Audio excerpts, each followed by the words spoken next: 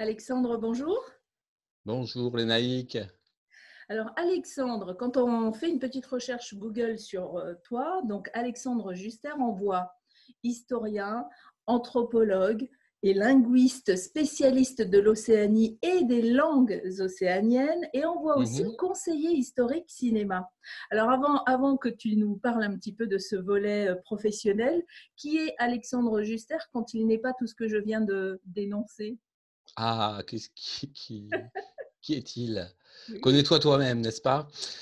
Je suis un être humain, évidemment, né à Paris, français, et, euh, euh, et voilà, qui est très curieux. Je suis très curieux et j'essaye toujours de m'intéresser à ce qu'on voit pas beaucoup, pas un peu gratter le mythe, un peu gratter ce qu'il y a derrière l'évidence, on va dire.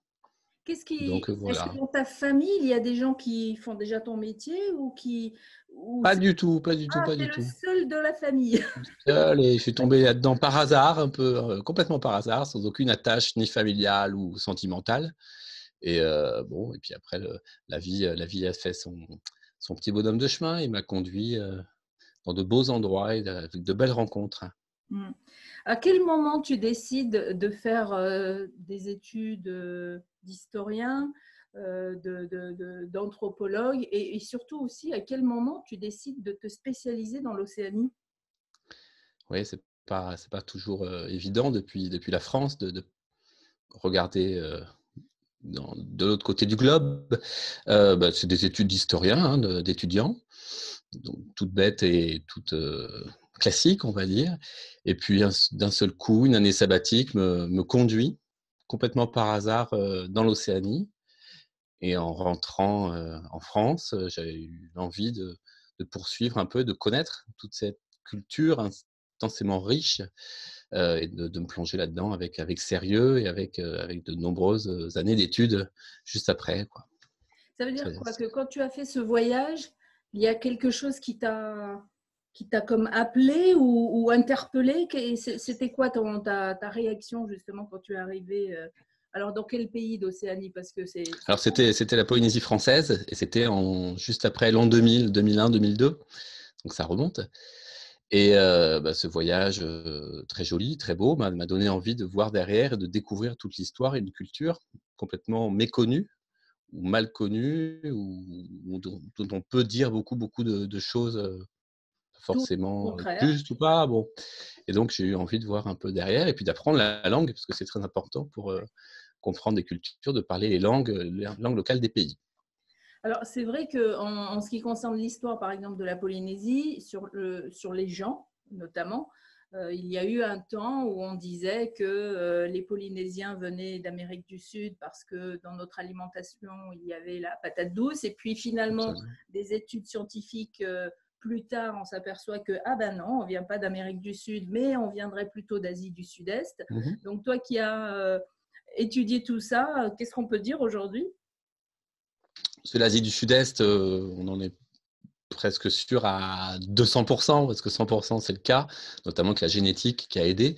Mais oui, tous les Océaniens viennent du même endroit, quelle que soit leur couleur de peau, qu'ils aient une couleur de peau beaucoup plus foncée, comme au Vanuatu, en Nouvelle-Calédonie, une peau un peu plus claire, comme en Polynésie française, etc., ou à Hawaï même. Ils viennent tous du même endroit de la planète, c'est-à-dire l'Asie du Sud-Est et Taïwan, pour être précis, il y a 4000 ans.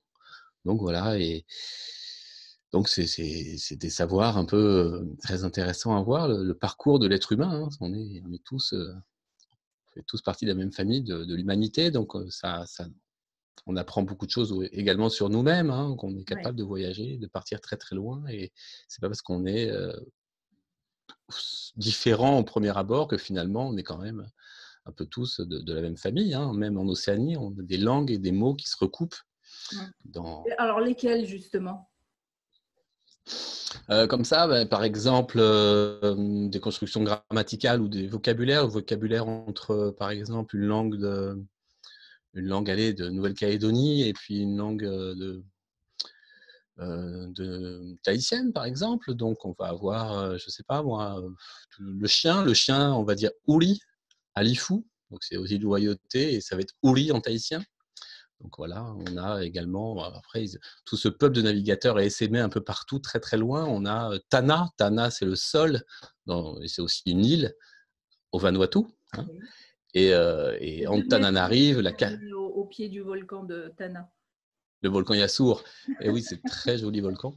Et Tananarive, c'est la capitale de Madagascar, où il y a aussi ce peuple de navigateurs austronésiens qui est parti jusqu'à Madagascar. Donc on a des mots Ah, vraiment merveilleux. très très Donc, c'est proches. pas un hasard que d'un côté de la planète, il y ait une île qui s'appelle Tana et une autre qui s'appelle Tananarive. Enfin, c'est pas la ville, mais enfin une île, mais c'est le nom de la ville qui s'appelle Tananarive.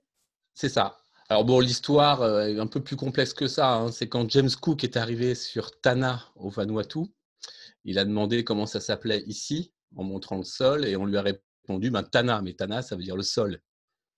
Et donc, après, le sol, le mot sol qu'on retrouve également donc, à Antananarive, à Madagascar. Alors, dans toutes tes études, quels sont les clichés qui ont volé en éclats, par exemple, et que toi, par exemple, dans on va dire l'inconscient collectif, tu pensais telle chose ou telle autre de la Polynésie, par exemple, pour y revenir, et que au cours de tes études, tu t'es dit, ah ben non, c'est pas du tout ça, c'est complètement différent de ce que j'imaginais. Est-ce que tu as un exemple comme ça de J'avais pas volet beaucoup de de clichés l'histoire, d'un sur. pan de l'histoire peut-être? Ouais, pas beaucoup de clichés vraiment. Enfin, moi, j'ai jamais trop cru aux clichés de la vainée, de la tahitienne, etc. Hein. Je suis pas de cette génération-là non plus. C'est vraiment une génération des années 60, 70, hein, où on a vraiment relancé ce mythe-là de la vainée. Peut-être en connaissant plus l'histoire des pays là-bas, on comprend mieux pourquoi certains, pour les pays qui appartiennent encore à la France, certains habitants veulent devenir indépendants, et on comprend aussi mieux pourquoi d'autres habitants veulent garder euh, la nationalité française et veulent continuer à être français. On comprend pourquoi il y a, au fur et à mesure de l'histoire, hein, c'est très, très fin et il faut faire très attention, c'est très politique tout ça, mais on comprend pourquoi. Des revendications indépendantistes sont nées, et pourquoi des revendications loyalistes aussi sont Alors, nées. Et on quelles peut... sont les raisons principales des uns et des autres? Ah, oh là là, bon, ça va, on a le temps, on peut en parler. Pour quel pays? Pour, par exemple, la Polynésie française, peut-être? On peut rester Oui, sur la oui, pourquoi pas. Polynésie. Allez, on va rester en Polynésie. Ben, on comprend mieux le combat d'un certain Pouvana, hein, qui était donc après la Seconde Guerre mondiale, qui a voulu, tout en tant que combattant pour la Première Guerre mondiale, et son fils Marcel, qui avait combattu pour la Seconde Guerre mondiale aux côtés de De Gaulle, hein, donc quand même des sentiments plutôt pro-français, on peut être pro-français, et pourtant vouloir à tout prix sauvegarder sa culture, sa langue, et sauvegarder l'emploi local. Déjà à l'époque, on est dans les années 1950, on a un homme politique qui parle de protection de l'emploi local et d'océanisation de l'emploi.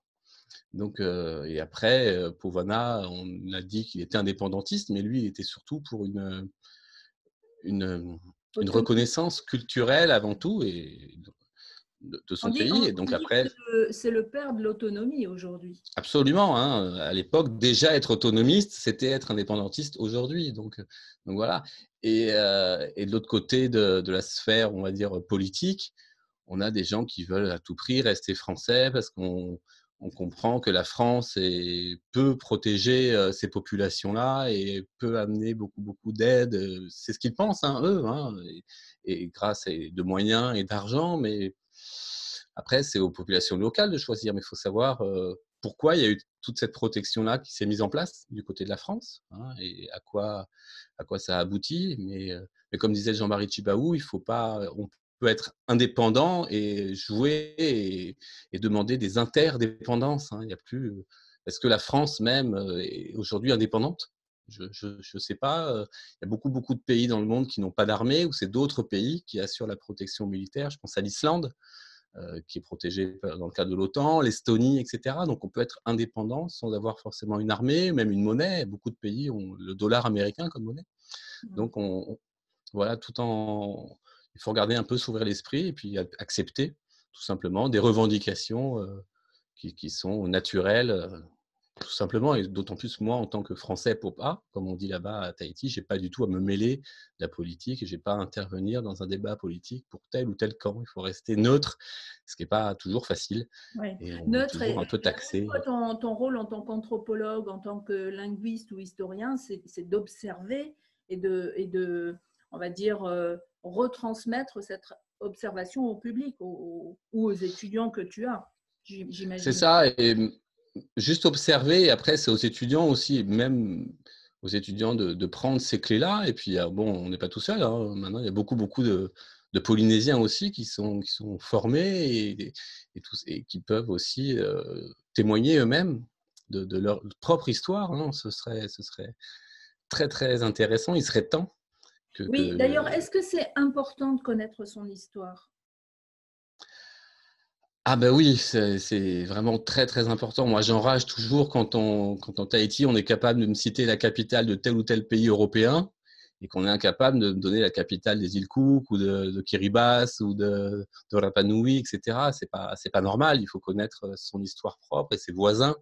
Hein, comme moi, je connais l'histoire de mon pays, la France, et de mes voisins les plus proches, européens, Angleterre, Allemagne, Espagne, etc. Il faut absolument que l'histoire s'enseigne, l'histoire locale s'enseigne et s'océanise aussi, hein, en même temps que les professeurs et les enseignants. Ça, c'est fait. Mais il Il y va a eu une falloir un petit peu… évolution par rapport à ça, hein, depuis quelques années. Oui, oui, oui, oui, ah oui, bien sûr. Et puis, il faut océaniser les programmes scolaires, absolument, hein. Il serait temps, hein. Il y a encore des choses à faire, il y a encore des évolutions à avoir à ce niveau, à l'école. Oui, oui, bien sûr. On est partout, hein, même. Pour moi, ce serait logique que l'histoire bretonne soit enseignée en Bretagne, etc. On est un pays, on n'est pas un pays uniforme, hein. On a beaucoup de facettes en France, donc il y a une unité républicaine qu'il faut absolument ne pas faire voler en éclats.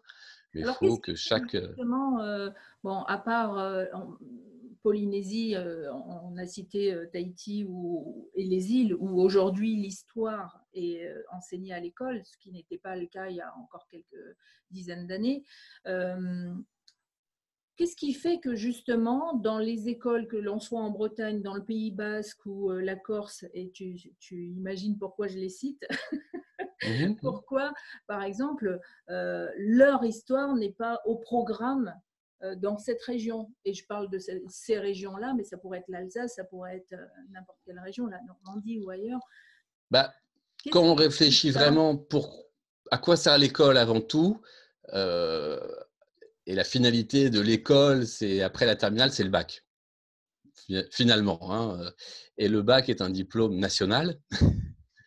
Donc, il faut avoir le même contenu et les mêmes questions. Et c'est pour ça d'ailleurs que même lorsqu'il y a des expérimentations sur l'histoire, l'enseignement de l'histoire locale, c'est relégué en fin de trimestre et en fin d'année, parce que les professeurs veulent absolument mettre le paquet, pour parler un peu vite, sur les sujets qui sont capables et qui sont aptes à sortir au bac. Hmm. Et on va un peu mettre de côté le reste, parce qu'on n'a pas le temps dans l'année scolaire de parler de tout, quoi. Donc c'est peut-être pour ça qu'on relègue un peu les histoires locales, l'enseignement des histoires locales en Corse, en Bretagne, même aux îles Marquises, hein. Il ne faudrait pas que les Marquisiens apprennent la seule histoire de Tahiti. La poésie française, c'est très, très, très grand. Il y a plusieurs archipels, plusieurs histoires différentes. Et comme les langues peuvent être différentes là-bas, les histoires sont aussi différentes. Donc les Marquisiens connaissent l'histoire de France, hein. On a affaire à des citoyens français, l'histoire tahitienne et l'histoire marquisienne. Moi, étant allée à l'école en Nouvelle-Calédonie, aux Nouvelles-Hébrides et à Tahiti, je n'ai appris que l'histoire de France. Ben oui, Très très tard que je me suis mise à m'intéresser à l'histoire de Polynésie, puis de Tahiti, puisque j'y vivais à ce moment. Mais c'est vrai que c'est, je sais pas, tu avais peut-être remarqué ça lors de ton premier voyage en Polynésie. Est-ce que quand tu demandais aux gens de raconter l'histoire de leur pays, est-ce qu'ils savaient te répondre? on peut toujours répondre, mais on, on risque peut-être de confondre une histoire que les Tupunas, que les grands-parents, et les ancêtres aiment passer, aiment raconter, avec tout un lot de digressions historiques et d'améliorations pour telle ou telle famille, et puis une histoire vraiment scientifique, réelle, qu'on retrouve dans la littérature orale, dans différents récits de littérature orale. Donc oui, on peut toujours, on entend toujours à Tahiti, ah oui, avant, dans le temps, on faisait ci, on faisait ça, moi, ma famille était comme ci, était comme ça. Bon, c'est bien, mais peut-être pas. À Tahiti, avant, il y avait aussi des esclaves. Hein, donc moi, j'aime toujours dire, mais peut-être que toi, tu aurais été esclave, tu n'aurais pas forcément été un brillant ari'i, un brillant chef, etc., etc. Donc il faut regarder un peu la réalité historique en face, hein, et pas idéaliser sous telle ou telle forme. Hein. Et on Qu'est-ce apprend, que toi, tu c'est vrai, enseignes l'histoire. justement à ce niveau-là? Qu'est-ce que tu enseignes à tes élèves? Ben, on faut enseigner l'histoire intégralement, telle qu'elle se présente et qu'elle soit ou pas glorifiante pour telle ou telle île et telle famille, c'est pas grave. Hein, on est comme ça.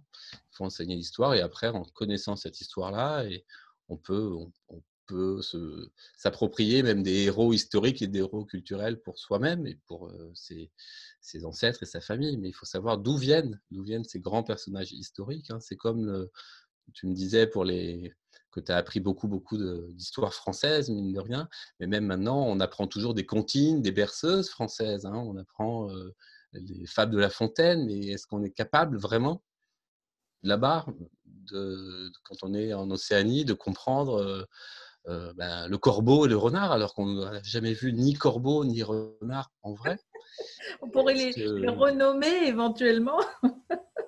Voilà, est-ce qu'on donc c'est important, hein, on n'a pas trop de peluches non plus locales, hein. Il y en avait eu un qui avait essayé de faire des tikis, hein, en peluche, c'était très sympathique, mais on a besoin d'éléments culturels propres pour que l'enfant puisse se développer, dans son élément, culturel, dans son environnement, sans qu'il soit déraciné avec des repères historiques et culturels qui ne sont pas les siens au final. Et là, je ne parle pas du tout de couleur de peau, hein, on peut être, déraciné, on peut être, blanc, popa et avoir besoin de peluches, de cocotiers, de requins, de tikis, etc., pour être bien dans son île, tout bêtement, et pas Alors, moi, avoir. j'avoue qu'aujourd'hui, je suis grand-mère et aujourd'hui, par exemple, je vois des jouets qui représentent, enfin, qui sont déjà fabriqués en Polynésie, qui vont représenter une raie, qui vont représenter un poisson particulier, etc. Donc, c'est vrai qu'aujourd'hui, les enfants ont peut-être plus de repères comme ça, comme tu disais, culturels dans un magasin qu'il n'y en avait Mmh. avant. Avant, c'est vrai qu'on allait prendre moi, j'ai peut-être eu un koala quand j'étais petite ou une poupée. Bien sûr, oui, Là, voilà. J'avais pas une poupée tahitienne, quoi. on a besoin de ça. Et puis, depuis quelques années, on a une fabuleuse princesse tahitienne qui est grâce au dessin animé, au long métrage de Disney. Hein, Oui. ça, c'est important, ça fait beaucoup pour vraiment être fier J'ai souvent la fleur à l'oreille et je me rappelle, j'étais à la caisse d'un magasin et une petite fille parle à sa maman comme ça et je n'entends pas ce qu'elle dit et la maman se redresse et me dit ah, elle trouve que vous ressemblez à Vaiana. Je dis ah oui, Bah c'est oui, normal, voilà. c'est une cousine. Mais oui, absolument, ouais, c'est très important que les petits aient des repères comme ça, hein, dans leur tête, hein, donc c'est bien parti, quoi, ça repart, c'est Ouais, c'est important. chouette ça. Ça, c'est plutôt une bonne nouvelle. Oui, oui. Il y a quelques années, tu donnais des cours à la maison de la Polynésie à Oui, Paris. Est-ce que oui. c'est toujours d'actualité? Ah non, ça y est, j'ai fait ça 1 an seulement et puis j'ai dû arrêter pour des raisons pratiques, mais c'était, une superbe expérience de pouvoir donner ces cours-là toutes les semaines à un public, absolument varié qui venaient d'horizons absolument très, très différents et qui avaient tous une raison particulière pour s'intéresser à l'histoire polynésienne que j'essayais de retransmettre, comme moi, on a pu m'apprendre. Donc c'était très, très riche cette petite expérience, ouais, à la délégation, c'était la délégation de Oui, Polynésie c'est ça. française à Paris. Moi, je suis encore sur la maison du tourisme de la Polynésie, mais c'est vrai que c'est la délégation de la Polynésie. Est-ce que Mais c'est j'ai quelque gardé chose un que bon tu referas? contact avec tous mes. Mmh? Est-ce que c'est quelque chose que tu referas? Ah moi, oui, je voudrais refaire ça avec grand plaisir, ouais, si j'avais et le temps et si j'étais disponible, assez disponible pour le faire, absolument, ouais, parce que j'ai gardé de très bons contacts avec tous ces élèves-là, des élèves, on va appeler ça élèves, hein, on va les appeler des élèves, mais ils venaient vraiment, avec le sourire. Ça faisait une petite parenthèse à Paris, dans la grisaille parisienne, bien souvent. Puis Ils c'est étaient pas contents. pareil quand on décide d'aller à des cours d'histoire plutôt que les cours d'histoire qui sont imposés quand ils sont à l'école. Ah oui, c'est ça, oui, ils avaient tous une démarche particulière et c'était vraiment, vraiment plaisant. Bon, en ces temps de confinement, qui sait, peut-être faire comment on dit, des web cours, des cours web, je sais pas. Alors j'ai commencé, oui, j'ai commencé. C'est Il y a vrai? une université virtuelle qui donne des cours tous les jours, des cours très, très variés. Et puis moi, j'ai proposé mes services pour des cours d'histoire polynésienne. Et puis alors, ça fonctionne, ouais, ça fonctionne. Alors, bon, Génial. Et alors, Ah, on fait comment? On peut encore s'inscrire? on s'inscrit bien sûr sur uvtd.fr. Alors, Et puis on s'inscrit. uvtd.fr. C'est l'université virtuelle du temps disponible. Et puis moi, je viens une fois ou 2 fois par mois, à peu près. Donc là, donc il y a des slides, hein, il y a des supports PowerPoint, etc. pour suivre le cours. Et donc ça marche par webcam, etc. On peut poser des questions, on peut se filmer également quand on suit le cours, se filmer par webcam ou pas. Pour les timides, ben, on ne se filme pas, mais ça permet de suivre le cours et même de reprendre après en rattrapage, en replay. Il y a toute une médiathèque où il y a ces cours-là et ouais, ça Et fonctionne bien. alors, combien ça coûte? C'est 44 € pour toute une année. 44 € l'année, d'accord. Donc ça fait 5 000 francs à peine, 4 500, 5 000 Ouais. francs pacifiques. Et puis bah, ça permet de suivre des cours de polynésienne 2 fois par mois et puis des cours également, des conférences. C'est plus des conférences que des cours, hein, des conférences tous les jours sur ça. Et là, en temps de confinement, ben, ça marche bien, quoi. Ah bah oui, c'est Les génial. gens, Bah, les je vais gens viennent voir ça. mettre ce lien sous la vidéo. Donc, uvtd.fr. Hein. Absolument. Je ne savais pas qu'on allait en parler, mais c'est ça. Bah oui, on n'avait pas prévu d'en parler, mais tu vois Bah comme. non. Bah oui. Moi, je me rappelle quand je suis allée en Nouvelle-Zélande, les Maoris sont très curieux. Et d'ailleurs, c'est ce qui m'a mené, moi, à m'intéresser à l'histoire de la Polynésie, parce que quand je suis allée là-bas, j'étais étudiante. Et les Mhm. qui savaient qu'il y avait une Française de nom de Tahiti dans l'école n'arrêtaient pas de venir me voir pour me demander pour me poser des questions sur Pomaré, sur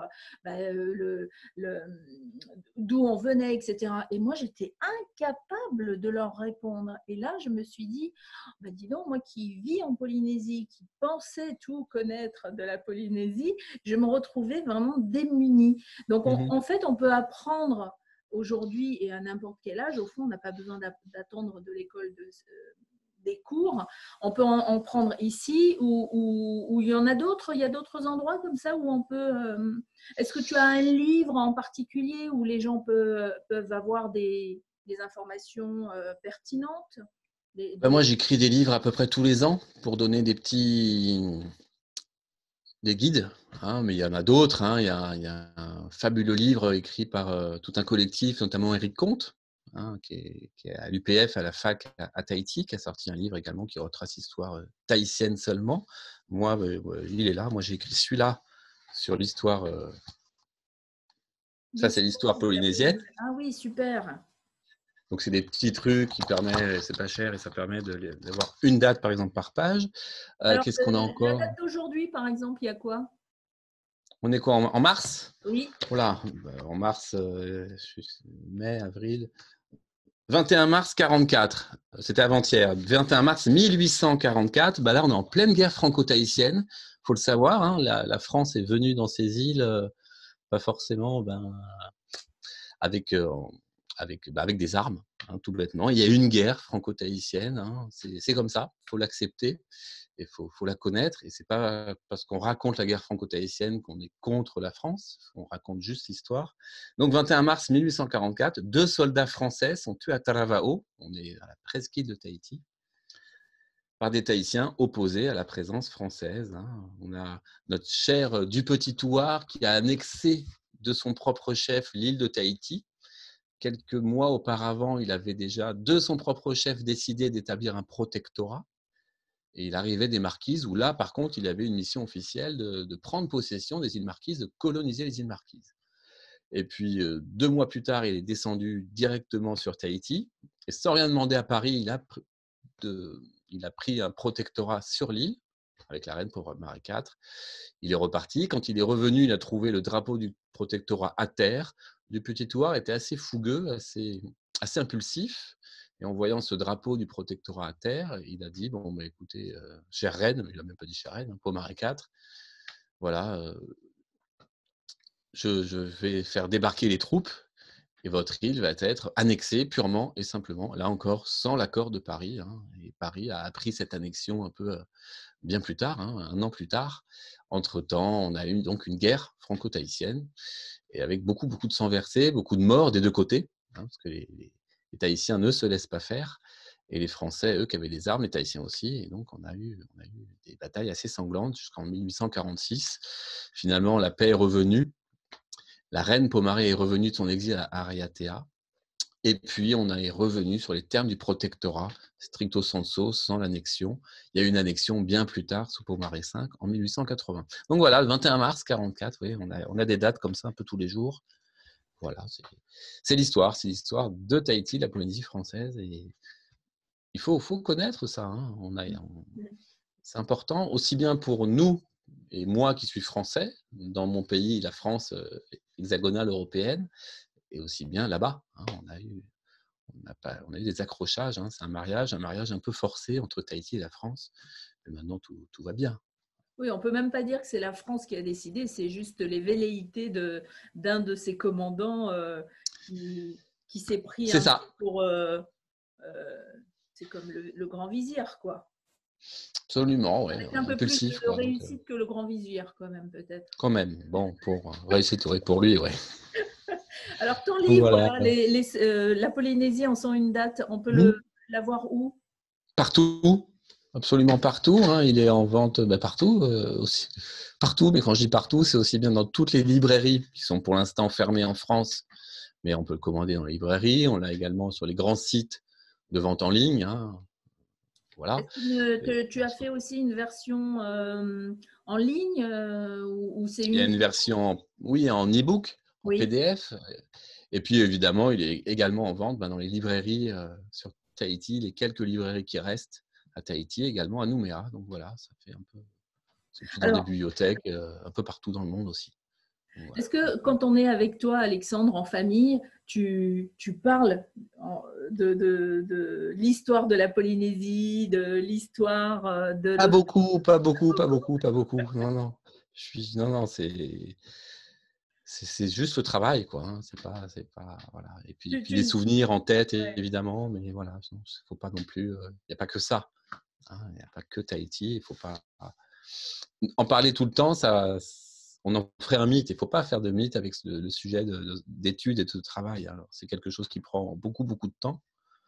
Hein, mais il faut justement, quand on arrête de travailler dessus, il faut penser à autre chose et parler d'autre chose, surtout à ses proches, quoi, qui ne sont pas du tout, eux, concernés par cette partie du monde, évidemment.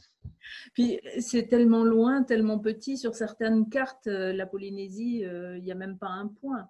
Il y a des fois juste C'est le… ça. Alors, des fois, on me demande, alors, des amis qui me présentent d'autres amis, bon, disent qui je suis, ce que je fais. Alors, je leur dis en 2 mots, en 2-3 mots, voilà, c'est ici, c'est là, etc. C'est présent comme ça.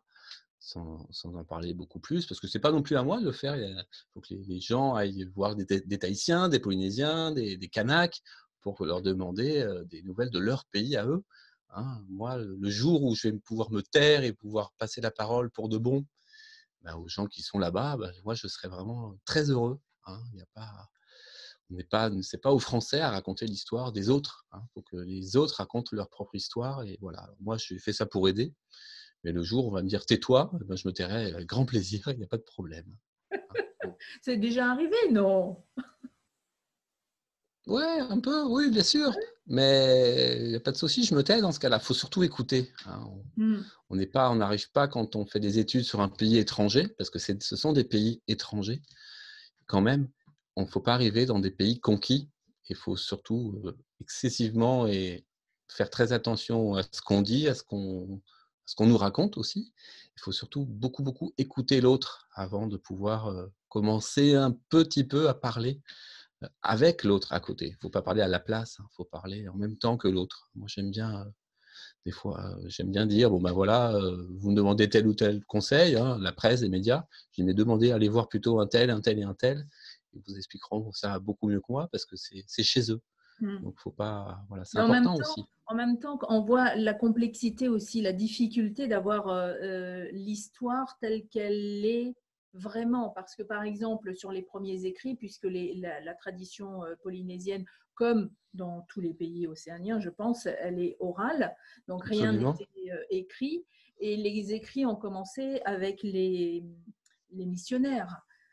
C'est ça. On a une partie de l'histoire écrite par les missionnaires et ensuite une autre partie de l'histoire écrite par les scientifiques, notamment l'équipe de James Cook. Mhm. Et toi, justement, quand tu es historien, il y a aussi le côté scientifique qu'on prend en compte ou on prend cette partie-là, celle-ci, et la parole orale qui est quand même importante et qui a été, même Eh s'il ben, y il a faut eu… prendre la troisième partie. Il faut prendre la partie orale avant tout, hein, même parce que c'est pas parce que c'est oral que c'est pas sérieux. Hein, on a des dates vraiment très très précises partout. Ah, il n'y a plus On voit il y a plus plus de ta caméra, vidéo. voilà. Alors ma caméra. On va couper et puis peut-être commence. Donc oui, euh, quand on a des écrits des explorateurs, des écrits des missionnaires, eh ben, il y a une troisième voie, il y a la littérature orale. Et c'est pas parce que c'est oral que c'est pas sérieux et ni scientifique. Donc il faut regarder un peu ce qui coïncide entre les trois. Et les points communs qu'on retrouve dans les trois, ben, c'est que Hmm. l'histoire commence à être vraie. En sachant quand même que quand il y a eu les premiers colons qui sont arrivés en Polynésie, il y a eu une grosse partie de la population qui est tombée malade, et notamment les plus fragiles, donc les Mhm. enfants et les personnes âgées qui avaient la connaissance. Ça veut dire qu'il y a eu un moment, un pan de l'histoire certainement qui s'est pas transmis, normalement, je dirais. C'est ça. Et puis ceux qui sont restés pouvaient raconter un peu ce qu'ils voulaient pour avantager tel ou tel clan politique ou telle famille. Donc ça aussi, il faut faire attention quand on lit et quand on est dans les archives, il faut faire attention à qui raconte quoi. Il ne faut pas prendre tout au pied de la lettre, il faut un peu regarder, lire entre les lignes, regarder ailleurs, d'autres descriptions ailleurs, hein, pour être un peu juste, mais est-ce qu'on est vraiment toujours très juste? Je ne sais pas. Mais voilà, faut pas prendre tout au pied de la lettre. Il faut faire attention, tout en sachant que ce que les missionnaires ont écrit, c'est pas forcément vrai. Hein. Ils devaient quelquefois accentuer le trait pour justifier leur action missionnaire. Ce qu'ont écrit les premiers officiers de marine également. Il fallait justifier une présence militaire, etc., etc. Puis James Cook aussi, et Oui, Bougainville puis aussi, chacun et voit Samuel selon Wallis. son prisme aussi, c'est-à-dire que le C'est missionnaire, ça. il arrive, il a une mission, c'est d'évangéliser le pays, et donc il va observer le pays dans lequel il arrive avec ses propres lunettes, j'ai envie de dire. Et pareil pour le militaire qui arrive. Donc voilà, faut faire. Alors, c'est passionnant de décoder tout ça justement. On rentre un peu dans leur tête. Pourquoi ils écrivent ça? Qu'est-ce qu'ils ont compris? Qu'est-ce qu'ils n'ont pas compris? Il y a plein de choses. Il y a plein de malentendus évidemment dans Est-ce ces qu'il y a cultures. encore des choses à découvrir selon toi? Tous les jours. C'est vrai? Ah bah oui, tous les jours on apprend des choses. Sinon, ah ouais. Alors moi tous les jours, mais c'est bien normal. Hein. Mais ah oui, il y a encore beaucoup de choses. On ne sait pas. On ignore encore énormément de choses. Et tant mieux. Faut laisser des biscuits Mm. pour les Alors, autres. Hein. qu'est-ce qu'on ignore encore, par exemple, où les réponses se font attendre à un niveau historique ou scientifique, peu importe. Est-ce qu'il y a des sujets comme ça? Alors, des réponses qui se font attendre, je ne sais pas, des réponses qui viendront peut-être jamais. C'est notamment d'où vient réellement Pomaré et pourquoi est-ce qu'il vient vraiment des Tuamotu, de An'a, etc. Pomaré, c'est une grande famille qui a émergé comme ça à la fin du 18e, 19e siècle. Et ses détracteurs Il aiment, y aurait un doute à ce niveau? Parce que c'est vrai, moi, bah, c'est ce que j'ai appris. les détracteurs aiment bien dire qu'il venait des Tuamotu et que finalement il n'est pas légitime. Mais c'est une version seulement de Puis, ces détracteurs-là. alors, comme à l'instar des Bretons, c'était le plouc. Le Breton qui arrivait à Paris, c'était le plouc. Et Mhm. Pomaré qui arrivait des Tuamotu. Les Tuamotu, oui. C'était le plouc de Tuamotu, quoi. C'était aussi. C'est ça, il avait. Après, qu'est-ce qui reste encore à savoir et à comprendre?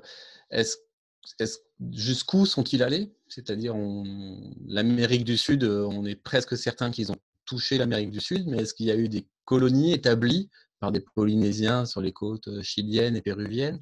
On en est certain qu'ils y soient allés parce qu'on a retrouvé, comme tu disais, la patate douce. Et la patate douce vient d'Amérique du Sud et c'est le seul légume américain qui est présent en Océanie. Donc, quelqu'un l'a forcément ramené. Donc, ça ne peut être. Son nom m'échappe, mais c'était en 1495, je crois, que les marquises avaient été découvertes par un Espagnol. Un petit peu plus tard, oui, 1500. Oui, 1595. Est-ce que lui n'était pas passé par l'Amérique du Sud? Est-ce qu'il n'y aurait pas eu d'échange aussi à ce niveau-là? Non, on n'a pas de. Bah non, parce que la patate douce était déjà là. Et voilà, les Polynésiens, ils n'attendent pas les Blancs pour aller en Amérique du Sud. Tu vois. D'ailleurs, on dit que ce sont de très, très grands voyageurs. Bah oui, ils sont bien capables. Et puis, kumara, c'est un mot qu'on retrouve un peu partout en Polynésie pour dire patate douce. Et on a umar en quechua, qui est une langue du Pérou. Donc, on a des mots vraiment très, très proches. Donc, c'est sûr que ça vient d'Amérique du Sud. Mais qui l'a ramené? Quand? Ça, on ne sait pas. Donc, ça serait intéressant de savoir pourquoi. Il y a encore plein de questions vraiment là-dessus à savoir. Hein, vraiment, est-ce que les ti'i, les tiki, à quoi vraiment servaient-ils? Est-ce qu'ils avaient le même rôle partout? Ça, et pourquoi, par exemple, il y a moins de justement ti'i à Tahiti et que ça se soit un peu plus développé aux Marquises où ça s'appelle le tiki? C'est ça. Ben, voilà des questions qui restent en suspens. Et tant mieux, c'est bien. Alors, tant mieux. Il faut continuer à chercher, à creuser. Et peut-être qu'on aura un jour la réponse, peut-être. Mais voilà, comme il n'y a pas d'histoire écrite, malheureusement, là, et surtout peu d'archives écrites, hein, forcément, on ne sait pas. Alors voilà, d'autres questions. Les fameuses tablettes au Longo Longo aussi, ça c'est aussi à l'île de Pâques, une forme de proto-écriture. On n'arrive pas du tout à déchiffrer ces tablettes-là. Hein, donc, mais peut-être qu'un jour on y arrivera. Donc voilà, beaucoup encore d'inconnus sur cette parlant région. de ça, est-ce que tu connais aussi bien l'histoire de l'île de Pâques? Ah, très peu. On ne peut pas tout connaître. J'allais te demander, est-ce que l'histoire qui dit que il n'y a plus d'arbres, enfin, où il y en avait eu plus sur l'île de Pâques, c'était parce qu'ils les utilisaient pour les moailles, pour déplacer les moailles. Est-ce que c'est quelque chose que l'on peut croire aujourd'hui ou il y a d'autres théories un peu plus scientifiques qui… Alors oui, on avance sur le sujet. On a cru pendant longtemps que ces hommes-là étaient assez stupides pour détruire leur forêt. Bon, voilà, encore un regard un peu occidental hein, sur des gens du bout du monde. Ben non, mais personne n'est assez stupide pour détruire sa propre forêt. Donc, et là, il y a 5 ou 10 ans, on avance et peut-être que c'est finalement le rat qui aurait contribué à la déforestation de l'île de Pâques et pas forcément les hommes. Alors c'est vrai que ça tombait bien, on disait attention, les hommes peuvent détruire leur propre milieu, donc il faut faire attention à l'heure actuelle, au XXIe siècle, à notre milieu naturel. Alors, le message est un petit ça peu… fait moins mystique du coup. Hein. Voilà, ça fait moins mystique, et bon, mais c'était plutôt ça, quoi. Oui, parce qu'on a retrouvé beaucoup de pollen dans les déjections des rats, et donc on pencherait là-dedans. Mais le débat est encore ouvert, hein, on n'est pas sûr à 100%, mais bon, ça va, on n'est pas non plus de là à détruire sa propre forêt. Il y a des volets particuliers que tu aimerais, de ton vivant, connaître davantage ou avoir une réponse scientifique qui t'éclaire un peu. Sur la Polynésie, ouais, justement, ouais, voilà, le déchiffrage de ces tablettes Rongo Rongo, donc les tablettes de la forme d'une proto-écriture, une première écriture à l'île de Pâques. Peut-être que c'est une écriture, on ne sait même pas. Et donc, ce sont des symboles hein, qu'on retrouve sur des tablettes en bois. Ces tablettes-là sont un peu éparpillées dans le monde entier, Washington, à Rome, même à Tahiti, il y a une tablette au musée à Tahiti, dans les archives. Et donc voilà, moi j'aimerais bien être mon vivant, mais je suis encore jeune. J'aimerais bien qu'on arrive à retrouver un peu Justement, ça veut dire qu'il reste encore plein de choses à découvrir. Il y a encore plein de choses. Hein. Il y a beaucoup de spécialistes qui se penchent sur la question, et un jour peut-être on y arrivera. Et puis on est aidé évidemment par l'informatique. Hein. Donc, Est-ce qu'à Donc, voilà. Paris, il y a un endroit où on peut découvrir l'histoire de l'Océanie? Ah, il y a le musée du Quai Branly, qui a une superbe, déjà une superbe collection, c'est sûr, d'objets, hein, de choses, hein, parce que c'est pas non plus des objets, des choses, on peut en parler, donc d'art océanien, et puis surtout une superbe bibliothèque accessible plutôt aux chercheurs, et un espace pour le tout public, l'espace Jacques Kerchage, qui est au rez-de-chaussée de ce beau musée.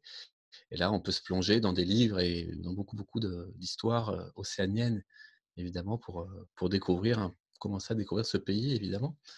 Donc, on a ce joli musée à Paris. Il y en a d'autres, hein, en France qui ont des collections océaniennes. Et c'est vrai que le Quai Branly on est assez content d'avoir toutes ces collections là-bas. Tu devais partir aujourd'hui pour une mission X ou Y. À cause du confinement, ce n'est pas possible. Mhm. Comment, toi, en tant qu'historien, anthropologue, tu imagines le confinement dans les îles? Comment le avant, le pendant, le après? euh, En ce moment, c'est vrai, hein, en Polynésie française, donc là, on est aujourd'hui le 23 mars, ils sont en confinement depuis ce week-end, hein. La Nouvelle-Calédonie est en confinement à partir de ce soir, et les écoles sont fermées déjà en Polynésie française depuis une semaine à peu près. Dans certaines îles, le confinement, on le connaît déjà, hein. Il y a des îles qui n'ont pas d'avion, qui n'ont pas de piste d'aérodrome, et qui sont tributaires des goélettes qui passent des fois plus ou moins bien tous les 15 jours, tous les mois, voire pour certaines tous les 3 mois. Donc, il faut prévoir. Hein, l'isolement, on connaît, forcément. Et,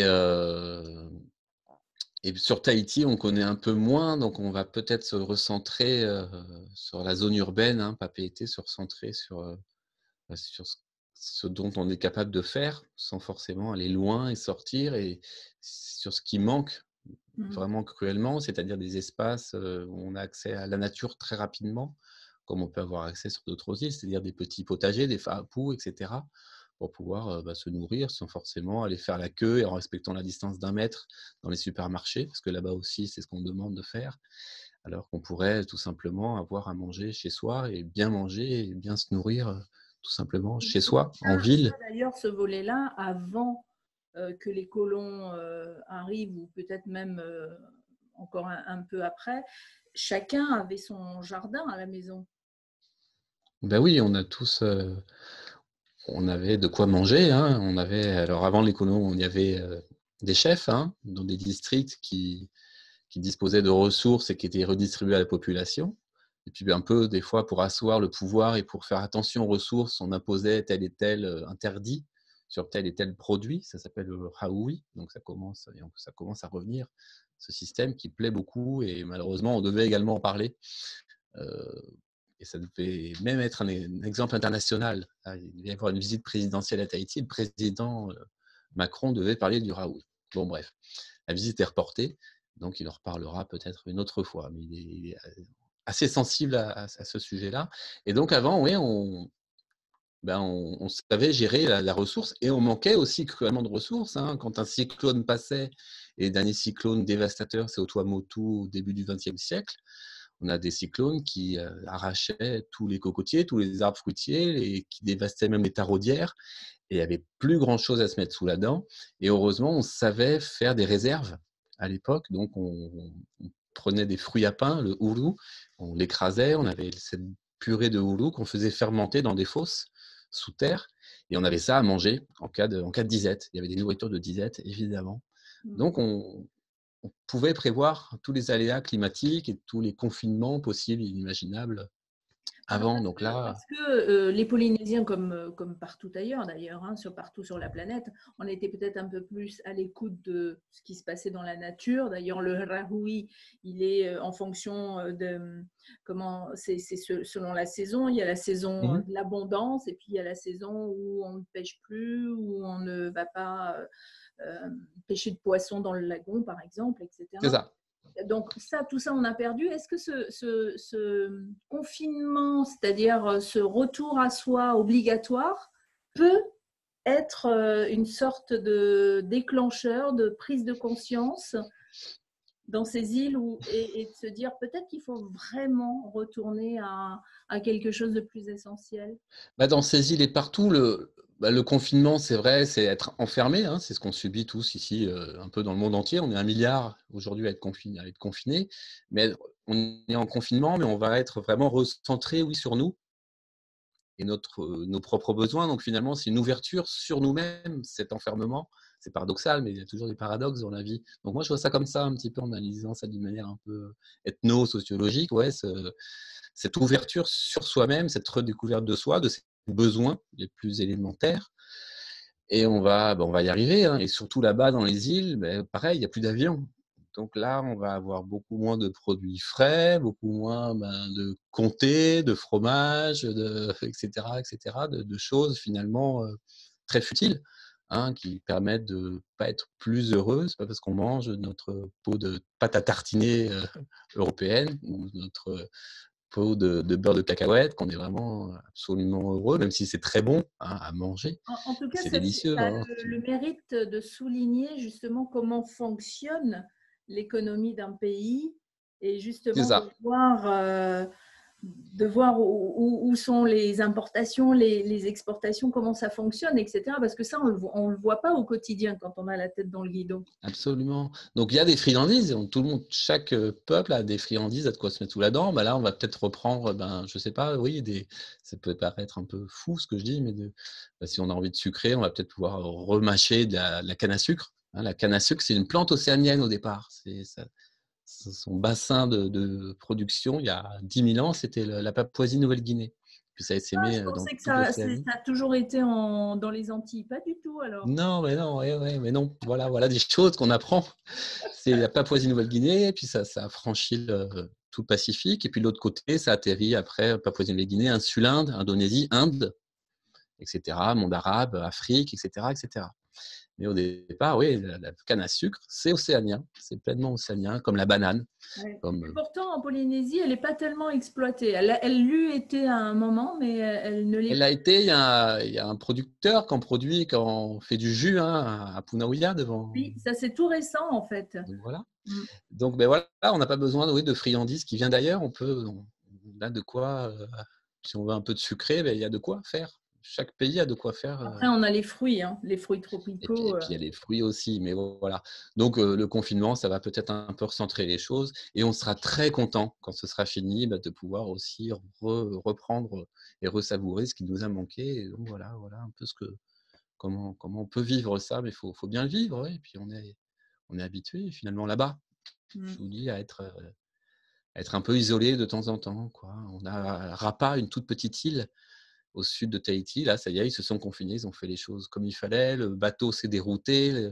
La communauté de Rapa est allée pêcher pour l'équipage du bateau qui n'avait pas prévu donc de nourriture pour, euh, pour, ce, pour cette escale un peu forcée. Et donc, cette C'est communauté, merveilleux de voir tous ces élans de solidarité qui se voilà, mettent en on place. revient vers nous. Mm. On revient vraiment vers nous. Donc, il ne faut pas que ça dure trop longtemps. Il faut être confiné, il faut faire très attention. Puis quand ce sera passé, ouais, faudra se souvenir de finalement, on pouvait faire telle et telle chose pendant le confinement, et peut-être que telle et telle chose, on peut encore le faire après, et ça peut nous faire du bien finalement. C'est telle chose-là. Le confinement, bon, faut qu'il se passe vite quand même, hein. Faut pas non Ouais. plus. Ouais, c'est pas Après, la meilleure des choses non plus, hein. ouais. Pour terminer, j'ai envie de te proposer de faire une sorte de petit jeu par rapport à des mots polynésiens qui sont rentrés Mhm. dans la langue française, peut-être qu'il y a des gens qui ne savent pas que ça vient de Polynésie. Je te laisse les citer, je vais pas te les...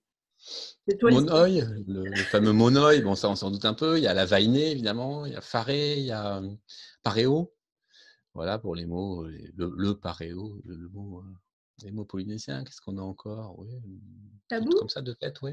Tabou, le tabou. Ah, tabou, ça c'est important, le tabou. Ça c'est drôle, c'est James Cook qui a noté pour la première fois et qui a qui a décrit les fameux tabous, qui avait des tabous. Et alors, ce qui est très drôle, c'est qu'en tahitien, la lettre B, le son B n'existe pas, comme Bora Bora, etc., etc. Et James Cook, lui, il a entendu avec ses oreilles occidentaux Bora Bora, mais c'était Pola Pola avec un P, et Tapu au lieu de tabou.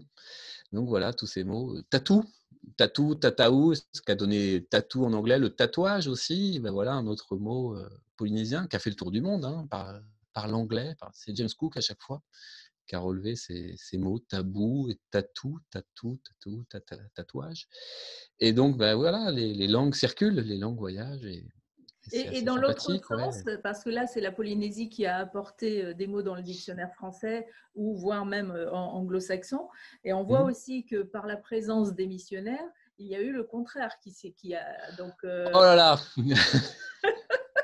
il y en a des mots, il y en a des langues. Les missionnaires, ils ont pris un peu des langues de partout, qu'ils ont mis dans la langue tahitienne, avec l'accord des Tahitiens. Hein. Quand ils ont dû écrire la Bible, les missionnaires ont écrit la Bible avec d'imminents savants tahitiens et d'imminents connaisseurs tahitiens, dont Pomaré II. Donc là, on est dans les années 1817-1820. Alors, il y a des mots, par exemple, des mots hébreux, hein, parce que les missionnaires lisaient et avaient avec eux l'Ancien Testament. Oiré, c'est la ville, ça vient de Ir en hébreu, qui veut dire la cité. On a Atini, Atini c'est un mot grec pour l'âne, et Atini c'est l'âne en tahitien. Qu'est-ce qu'on a encore? Qu'est-ce qu'on peut dire comme mot un peu rigolo? On a la machine, matini, machine en anglais, et puis on a aussi des mots français, plus français, comme avocat, l'avocat, c'est avota pour le métier. Hein. Et voilà, plein de mots, d'autres mots un peu plus. Alors après, il a fallu aussi créer des mots avec les nouveaux, les sciences et techniques, hein, on va dire modernes. Hein, donc l'avion, l'hélicoptère, la voiture, etc., etc.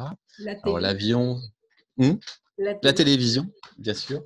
Alors on va les reprendre dans l'ordre, voilà tout ça. Donc là, on a eu de la chance à Tahiti, qu'on a eu d'éminents tahitiens qui se sont dit on ne va pas calquer le mot français ou le mot anglais et on ne va pas le phonologiser en tahitien, comme d'autres langues ont pu le faire, mais on va réfléchir sur le sens du mot et on va donner un nom tahitien à ce mot-là. Donc la télé, parce que tu en parlais et tu connais ça, c'est la boîte à théâtre. Hein, Afata Teata. Afata, c'est la boîte en tahitien. Et Teata, ça vient de theater, donc c'est le théâtre. Manu Reva, c'est l'avion. Manu, c'est l'oiseau. Et Reva, c'est s'envoler et partir au loin. Donc l'avion, c'est l'oiseau qui part au loin. On a, qu'est-ce qu'on peut avoir encore comme mot? Ah, on a l'ordinateur, bien sûr. L'ordinateur, c'est Rorowira. Alors, c'est le cerveau électronique. Ça, c'est Le cerveau, extraordinaire. c'est Et le en cerveau fait, électrique. Voilà, j'ai voilà, pris voilà. des cours, un peu de cours, L'inventivité. ouais, un peu de cours en breton, et c'est pareil, le breton, j'ai presque envie de dire que ça ressemble au tahitien, ou en tout cas à certaines langues océaniennes, dans la subtilité. C'est-à-dire qu'on ne va pas juste traduire un mot comme ça, mais presque, il y a presque une histoire derrière le mot, quoi. Ouais, on décortique le sens Oui. pour Par après le exemple, réexpliquer. en breton, il y a un terme pour dire le moment où la lumière ou la nuit arrive. Et puis, il y a un autre moment encore après ça. Enfin, alors qu'en français, par exemple, on va dire, voilà, il y a l'après-midi, puis après, il y a le crépuscule, et puis après, il y a la nuit, par exemple. C'est ça. Mmh. Et en fait, en tahitien comme en breton, ça va être beaucoup plus subtil que ça. Donc, c'est Ah merveilleux oui, d'avoir effectivement gardé ces subtilités dans la langue. on est la langue, hein, tout le monde c'est reconnu, c'est une vision de voir le monde et on voit pas le monde de la même façon quand on parle en tahitien que quand on parle en français, en breton, en anglais, etc., etc. Notamment pour tout ça, parce qu'il n'y a pas les mêmes mots, il n'y a pas les mêmes constructions grammaticales. Hein, par exemple, en français, je peux dire ma statue. Voilà, ma statue. Mais finalement, on ne saura jamais si c'est ma statue qui me représente, donc mon buste avec ma tête. Est-ce que c'est ma statue que moi j'ai fabriquée avec mes petites mains et mon maillet, etc. Ou est-ce que c'est la statue que j'ai achetée qui m'appartient? Voilà, c'est le flou le plus total, mais c'est comme ça. Et en tahitien, on va avoir un mot à chaque fois. Le mon, le pronom possessif va être différent selon ces cas-là, comme on aime dire aussi en breton, je crois, il y a tant de mots pour la pluie ou Oui. et tant de mots Oui, pour et la il y a neige. le mot pour la personne qui est tout près de soi et la personne qui est à côté, mais plus loin. En breton aussi, il Oui, y a oui, ça? en breton Ah aussi. ben, comme en tahitien, oui, Ouais. parce que on est dans des sociétés où il faut faire attention à l'autre, Mm. finalement, et notamment en tahitien. Hein. Cette chose qui m'appartient, ceci, Oui. fait différent de Cela, cela, mais voilà. et cela, c'est là-bas, donc c'est Ouais. Terra, et ce sera différent encore d'un cela qui est là-bas et qui t'appartient à toi, à qui je parle.